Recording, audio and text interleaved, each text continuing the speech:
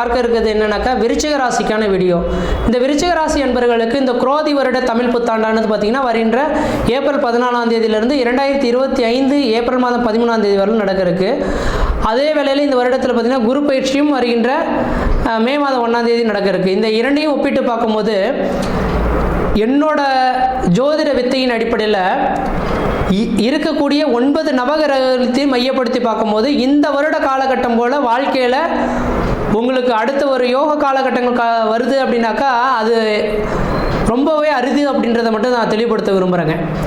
காரணம் என்ன அப்படின்னு பார்த்தீங்கன்னாக்கா இந்த நேர காலகட்டத்தில் அனைத்து 9 கிரகமுமே உங்களுக்கு சாதகமான சூழல்களில் இருக்கக்கூடிய அமைப்பில் இருந்துட்டு இருக்கிறத பார்க்க முடியுதுங்க. காரணம் என்ன அப்படின்னு பார்த்தீங்கன்னாக்கா இந்த விருச்சிக ராசி அன்பர்களுக்கு ராசிக்கு 7ஆம் இடத்தில் குரு பகவான் வர இருக்கிறார்.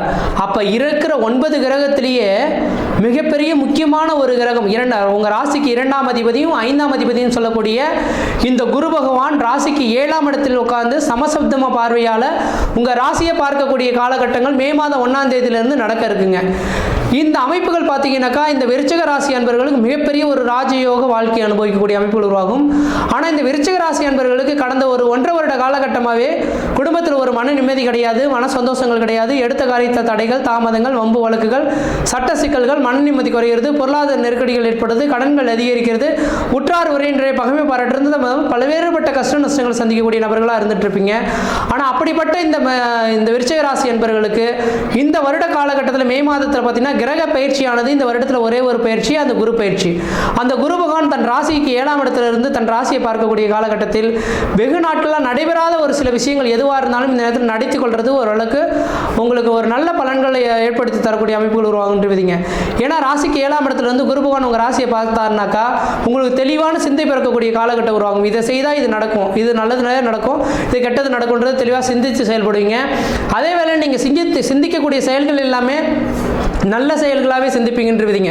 அப்போ தெளிவான சிந்தை மனநிலைமையோடு செயல்படக்கூடிய நபர்களாக இந்த விருச்சிக ராசி அன்பர்கள் இருந்துட்டு இருப்பீங்க.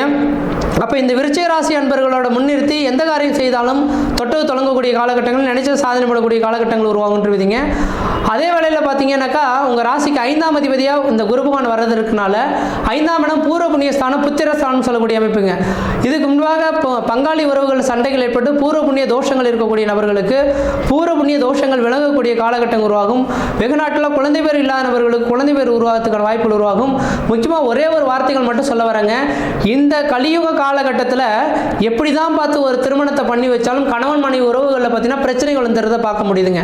எவ்வளோ பெரிய உத்தமமான ஜாதகங்கள் பொருத்தி பண்ணி வச்சாலுமே கணவன் மனைவி உறவுகளை பிரச்சனை இல்லாத குடும்பங்கள் எந்த குடும்பத்திலையும் கிடையாது.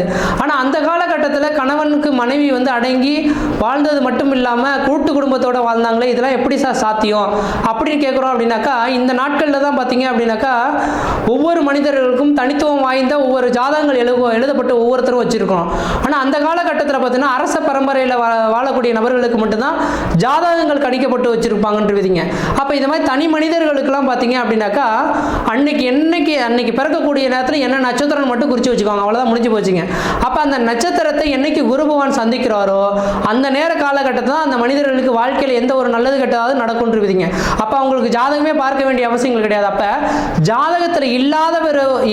ஜாதகத்தில் என்னதான் வலிமை குன்று இருந்தாலும் கூட அந்த யோகங்களை கூட்டி கொடுக்கறதுக்குன்றது ஒரு நல்ல நேர காலகட்டங்கள் ஒன்றுன்றீங்க. அப்போ இந்த யோகங்கள் எவ்வளவு நாளைக்கு வரும்? ஒரு மனிதனுக்கு 12 வருட காலகட்டத்துக்கு ஒரு முறை வந்த யோகங்கள் வந்தே தீருன்றீங்க.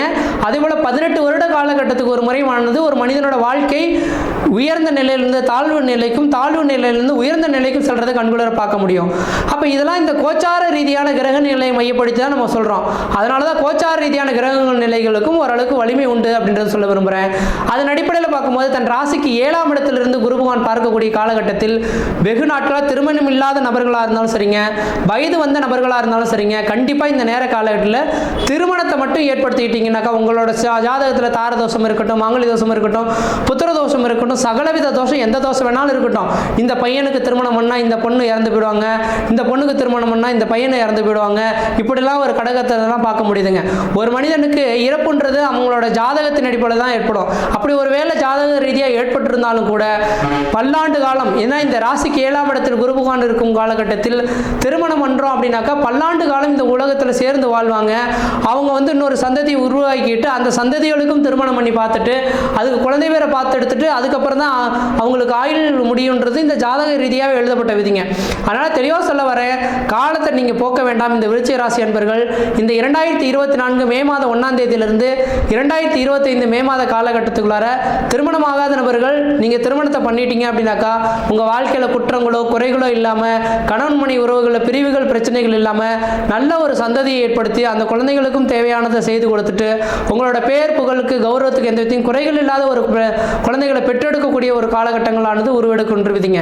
அதனால் இந்த விருச்சிக ராசி என்பவர்களுக்கு இந்த வருடம் இந்த 2024 ஏப்ரல்லேருந்து 2025 ஏப்ரல் மாதிரி இன்னொரு வருடங்கள் வரணும் அப்படின்னாக்கா இன்னொரு 12 வருடத்துக்கு பிறகு தான் அந்த யோகங்கள் வரும் போல தெரியுதுங்க. அதனால் இந்த விருச்சிக ராசி என்பவர்கள் உங்களோட சுய ஜாதகத்தையும் ஒரு தடவை செக் பண்ணி பார்த்துங்க. ஏன்னா உங்களோட சுய ஜாதகத்தின் அடிப்படையில் ஒருவேளை சொந்த தொழில் செய்ய போகிறீங்க அப்படின்னாக்கா அவங்க என்ன தொழில் செய்யலாம், அரசு உத்தியோகத்துக்கு போகலாமா, தனியார் துறைக்கு வேலைக்கு போகலாமா, சொந்த தொழில் தான் செய்யலாமா, வெளிநாடு போகலாமான்றது உங்களோட சுய ஜாதகம் பேசும்.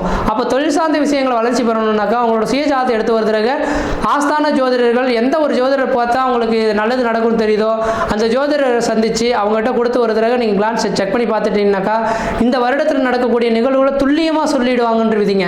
அப்போ எந்த நேரத்தில் எது செய்யணும் எது செய்யக்கூடாதுன்றது தெளிவாக தெரிஞ்சுக்கிட்டு அதுக்கு பிறகு நீங்கள் முயற்சி எடுக்கிறது ஓரளவுக்கு நல்ல பலன்களை தரும். அதே போல் திருமணத்தை பற்றி பேசியிருக்கேன். கண்டிப்பாக திருமணத்தை முடிச்சுக்கிறது உங்களோட அறிவின் திறமை.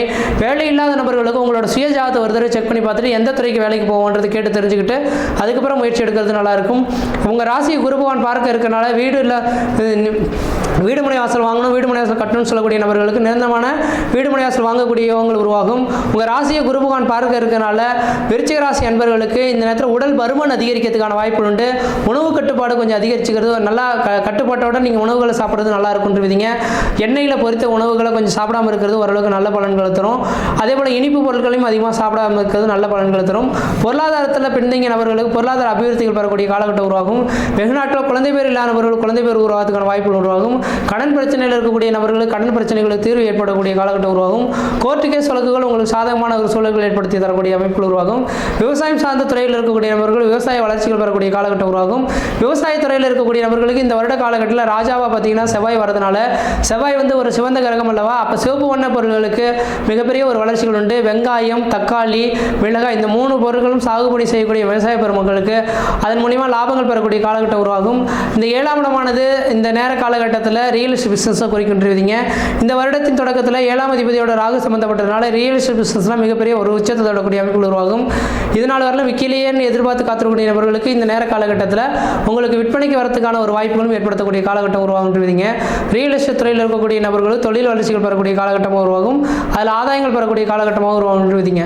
மற்ற விதத்தில் உங்களுக்கு எந்த விதத்தையும் தோஷங்களோ பாதிப்புகள் சொல்கிறதுக்கான வாய்ப்பு கிடையாது. சீரும் சிறப்புமாகவே இருப்பீங்க, நலமாக இருப்பீங்க. நன்றி, வணக்கம்.